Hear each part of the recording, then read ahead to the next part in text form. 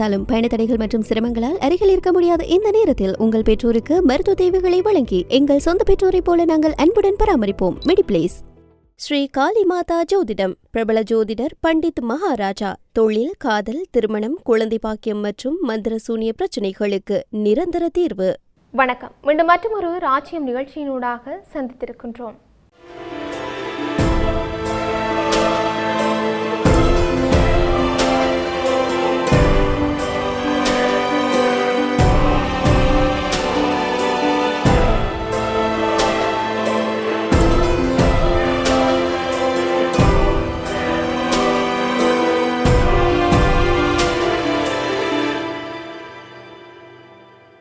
அமெரிக்காவுக்கும் ஈரானுக்கும் இடையில் ஏற்பட்டிருக்கின்ற யுத்த நிறுத்தம் மேற்கு ஆசியாவில் நீடித்த அமைதிக்கு வழிவகுக்கும் என்று இந்தியா நம்பிக்கை தெரிவித்திருக்கின்றது. ஈரானுக்கும் அமெரிக்காவுக்கும் இடையில் ஏற்பட்டிருக்கின்ற யுத்த நிறுத்தத்தை வரவேற்றிருக்கின்ற இந்தியா இந்த தற்காலிக யுத்த நிறுத்தம் இந்த பகுதியில் நீடித்த அமைதிக்கு வழிவகுக்கும் என்று நம்பிக்கை தெரிவித்திருக்கின்றது. இது தொடர்பில் இந்திய வெளிவிவகார அமைச்சு விடுத்திருக்கின்ற அறிக்கையில் இந்த மோதலை விரைவில் ஒரு முடிவுக்கு கொண்டு வரவும் பதற்றத்தை குறைக்கவும் பேச்சுவார்த்தையும் ராஜதந்திரமும் மிகவும் அவசியமானவை என்பதை ஆரம்பம் முதல் வலியுறுத்தியிருக்கின்றோம். இந்த பகுதியின் நீடித்த அமைதிக்கு ஹார்முஸ் நீரிணையூடான தடையற்ற கப்பல் போக்குவரத்து சுதந்திரத்திற்கும் உலகளாவிய வர்த்தக ஓட்டத்திற்கும் வழிவகுக்கும். இம்மோதல் ஏற்கனவே மக்களுக்கு அளவற்ற துன்பத்தை ஏற்படுத்தியிருந்ததோடு உலகளவிய எரிசக்தி விநியோகம் மற்றும் வர்த்தக வலையமைப்புகளையும் சீர்குலைத்திருந்தது.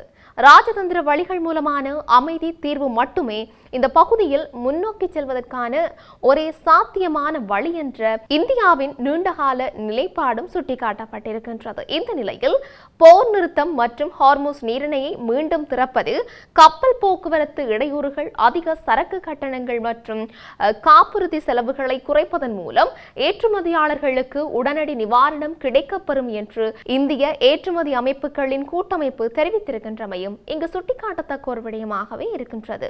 தொடர்ச்சியாக ஈரான் போர் மற்றும் ஹார்முஸ் நீரிணை பாதுகாப்பு தொடர்பாக அமெரிக்க ஜனாதிபதி டொனால்ட் ட்ரம்ப் மற்றும் நேட்டோ பொதுச் செயலாளர் மார்க் ட்ரூடோ ஆகியோர் வாஷிங்டனில் சந்தித்து பேசியிருக்கின்றார்கள். இந்த சந்திப்பின் போது ஹார்முஸ் நீரிணையில் கப்பல் போக்குவரத்தை உறுதி செய்ய நேட்டோ உறுப்பு நாடுகள் அடுத்த சில நாட்களில் உறுதியான வாக்குறுதிகளையும் பங்களிப்பையும் வழங்க வேண்டும் என்று ட்ரம்ப் வலியுறுத்தியும் இருக்கின்றார். இதுகுறித்து ஐரோப்பிய தூதரக அதிகாரிகள் கூறியதாவது, ஈரானுடனான போரில் அமெரிக்காவிற்கு போதுமான ஆதரவை வழங்காத நேட்டோவை ஒரு காகித புலி என்று ட்ரம்ப் விமர்சித்திருக்கிறதோடு கூட்டணியிலிருந்து வெளியேறப்போவதாகவும் அச்சுறுத்தியிருக்கிறதாக தெரிவித்திருக்கின்றார். நேட்டோ நாடுகள் அமெரிக்காவின் பாதுகாப்பை மட்டும் நம்பியிருப்பதாகவும் ஆனால் இக்கட்டான சூழலில் உதவ முன்வந்ததில்லை என்றும் ட்ரம்பின் முக்கிய குற்றச்சாட்டாக இருக்கின்றது. ட்ரம்புடனான சந்திப்பிற்கு பிறகு பேசிய மார்க் ரூட்டே பல நேட்டோ நட்பு நாடுகள் மீது ஜனாதிபதி ட்ரம்ப் அதிருப்தியில் இருப்பதை நியாயப்படுத்தியிருந்தார். இதற்கிடையில் ஹார்முஸ் நீரிணை மீண்டும் திறப்பதற்கான இராணுவ மற்றும் ராஜதந்திர திட்டங்களை உருவாக்க பிரித்தானியா தலைமையில் சுமார் 40 நாடுகள் கொண்ட குழு முயற்சி செய்து வருகின்றது. சுமார் 15 நாடுகள் கப்பல் போக்குவரத்தை எளிதாக திட்டமிட்டு வருவதாக பிரான்ஸ் ஜனாதிபதி இமானுவேல் மேக்ரோன் தெரிவித்திருந்தார். இருப்பினும் ஹார்முஸ் நீரிணையை பயன்படுத்த ஈரான் சுங்க கட்டணம் வசூலிக்க விரும்புவதை பிரித்தானியாவும் இத்தாலியும் ஏற்க மறுத்திருக்கின்றன. அமெரிக்கா ஈரானிடையே நிரந்தர அமைதி ஒப்பந்தம் ஏற்படும் வரை ஹார்முஸ் நீரிணையை முழுமையாக திறப்பது கடினம் என்று தெரிகின்றது. இந்த சூழல் நேட்டோ நாடுகளிடையே மிகுந்த கவலையை ஏற்படுத்தி இருக்கின்றமையும் இங்கு சுட்டிக்காட்டத்தக்க ஒரு விடயமாகவே இருக்கின்றது. இப்படி இவையொரு புறம் இருக்க, சர்ச்சைக்குரிய குற்றவாளி ஜெஃப்ரி எப்ஸ்டீனுடனான தனக்கு எந்த தொடர்பும் இல்லை என்று மெலனியா ட்ரம்ப் மறுத்திருக்கின்றார். வெள்ளை மாளிகையில் ஆற்றிய உரையிலேயே அவர் இதனை குறிப்பிட்டிருக்கின்றார். அவர் தொடர்ந்து உரையாற்றியதாவது, கேவலமான ஜெஃப்ரி எப்ஸ்டீனுடன் என்னை தொடர்புபடுத்தும் பொய்கள் இன்றே முடிவுக்கு வர வேண்டும் என்று அவர் தெரிவித்திருக்கின்றார். என்னை பற்றி பொய் சொல்பவர்களிடம் அறநெறி பணிவு மற்றும் மரியாதை ஆகியவை அறவே இல்லை என்றும் தெரிவித்திருக்கின்றார். அவர்களின் அறியாமையை நான் எதிர்க்கவில்லை, மாறாக எனது நற்பெயருக்கு களங்கம் விளைவிக்கும் அவர்களின் கீழ்த்தரமான முயற்சிகளை நான் நிராகரிக்கின்றேன் என்று அவர் கூறியிருக்கின்றார். எப்ஸ்டீனுடன் தனக்கு எந்த தொடர்பும் இல்லை என்று மறுத்ததோடு நானும் எனது வழக்கறிஞர்களும் இந்த ஆதாரமற்ற மற்றும் அடிப்படையற்ற பொய்களை வெற்றிகரமாக எதிர்த்து போராடியுள்ளோம் என்றும் கூறியிருக்கின்றார். தொடர்ந்து பேசிய அவர், ஒவ்வொரு பெண்ணும் விரும்பினால் தனது கதையை பொதுவெளியில் சொல்வதற்கான நாள் அவளுக்கு கிடைக்க வேண்டும் என்றும் தெரிவிக்கப்பட்டிருக்கின்றது. அப்போதுதான் உண்மை நமக்கு தெரிய வரும் என்றும் அவர் கூறியிருக்கின்றார். இப்படி இருக்க லெபனான் விவகாரத்தில் தற்போது நிலவும் சூழல் குறித்து இஸ்ரேல் பிரதமர் பெஞ்சமின் நெத்தன்யாகு வெளியிட்டிருக்கின்ற புதிய அறிக்கை போர் நிறுத்தம் குறித்த யூகங்களுக்கு முற்றுப்புள்ளி வைக்கும் வகையில் அமைந்திருக்கின்றது. குறிப்பாக இஸ்ரேலின் வடக்கு பகுதியில் வசிக்கும் மக்களுக்கு விடுத்திருக்கின்ற செய்தியில் லெபனானில் போர் நிறுத்தம் என்ற பேச்சுக்கே இடமில்லை என்பதை அவர் திட்டவட்டமாக தெரிவித்திருக்கின்றார்.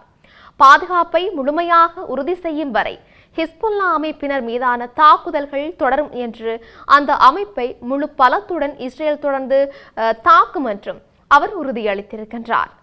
அமைதி பேச்சுவார்த்தைகள் முன்னெடுக்கப்படுவதால் லெபனான் மீதான தாக்குதல்களை இஸ்ரேல் குறைத்துக் கொள்ளும் என்று நெதன்யாகு தன்னிடம் கூறியதாக அமெரிக்க ஜனாதிபதி டொனால்ட் ட்ரம்ப் ஊடகங்களிடம் முன்னதாக தெரிவித்திருந்தார். இந்த நிலையில் அதற்கு மாறாக தாக்குதல்கள் தொடரும் என்று நெதன்யாகு தற்போது அறிவித்திருப்பது சர்வதேச அளவில் உற்று நோக்கப்பட்டு வருகின்றமை இங்கு குறிப்பிடத்தக்க ஒரு விடயமாகத்தான் இருக்கின்றது. தொடர்ச்சியாக அமெரிக்காவுடனான தொடர்ச்சியான பதட்டங்களுக்கு மத்தியில் கடற்படை கன்னிவெடிகளால் ஏற்படக்கூடிய அபாயங்களை காரணம் காட்டி ஹோர்முஸ் நீரிணை வழியாக மாற்று கடல்வழி பாதைகளை நியமித்திருக்கின்றதாக ஈரானின் இஸ்லாமிய புரட்சிகர பாதுகாப்பு படை இன்றைய தினம் தெரிவித்திருக்கின்றது. வளைகுடாவிலும் ஹார்முஸ் நீரிணையிலும் ஒரு போர்ச்சூழல் நிலவக்கூடும் என்று கடற்படை எச்சரித்திருக்கின்றது. முக்கிய போக்குவரத்து வழித்தடத்தில் கடற்படை கன்னிவெடிகள் இருப்பதற்கான சாத்தியக்கூறுகளையும் சுட்டிக்காட்டியிருக்கிறதாக அந்த பாதைகளின் வரைபடத்தை இணைத்து குறிப்பிட்டதொரு செய்தி நிறுவனம் செய்தி வெளியிட்டிருக்கின்றது. கடல்சார் பாதுகாப்பை உறுதி செய்வதற்கும் கன்னிவெடி மோதல்களை தவிர்ப்பதற்கும் இந்த மூலோபாய முக்கியத்துவம் வாய்ந்த நீர்வழி பாதை வழியாக செல்ல விரும்பும் அனைத்து கப்பல்களும் கடற்படை அதிகாரிகளுடன் ஒருங்கிணைந்து மறு அறிவிப்பு வரும் வரை நியமிக்கப்பட்ட மாற்றுப்பாதைகளை பின்பற்ற வேண்டும் என்று அந்த படை கூறியிருக்கின்றது. வளைகுடாவிலும் ஹார்முஸ் நீரிணையிலும் நிலவும் போர் சூழல் மற்றும் ஜலசந்தியின் முக்கிய பகுதியில் IRGC கடற்படை கன்னிவெடிகள் இருப்பதற்கான சாத்தியக்கூறுகளை கருத்தில் கொண்டு அனைத்து கப்பல்களும் மாற்று வழி செலுத்துதல் பாதைகளையே பின்பற்ற வேண்டும் என்று அந்த அறிக்கை கூறியிருக்கின்றது. உள்வரும் போக்குவரத்தை பொறுத்தவரை கப்பல்கள் ஓமான் வளைகுடாவிலிருந்து வடக்கு நோக்கி பயணித்து லராக் தீவை கடந்து வளைகுடாவை நோக்கி பயணிக்க வேண்டும் என்று IRGC அறிவுறுத்தியிருக்கின்றது. வெளிச்செல்லும் போக்குவரத்தை பொறுத்தவரை கப்பல்கள் வளைகுடாவிலிருந்து புறப்பட்டு லராக் தீவின் தெற்கே கடந்து ஓமான் வளைகுடாவை நோக்கி செல்ல வேண்டும் என்று அது கூறியிருக்கின்றது.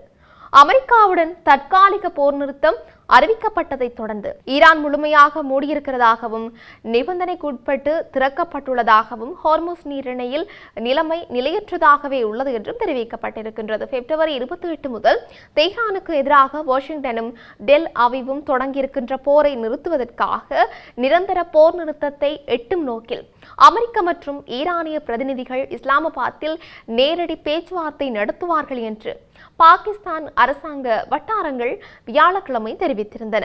சனிக்கிழமை தொடங்க இருக்கும் இந்த பேச்சுவார்த்தைகள் ஒரு நாளுக்கு மேல் நீடிக்கக்கூடும் என்றும் அந்த வட்டாரங்கள் தெரிவித்திருக்கின்றமை இங்கு சுட்டிக்காட்டத்தக்க ஒரு விடயமாகவே இருக்கின்றது. இப்படி இருக்க உலகளவிய ரீதியில் இன்னும் என்னெல்லாம் நடக்கப் போன்றது என்று நாங்களும் பொறுத்திருந்து பார்க்கலாம். மீண்டும் மற்றொரு பதிவினூடாக சந்திக்கலாம். வணக்கம்.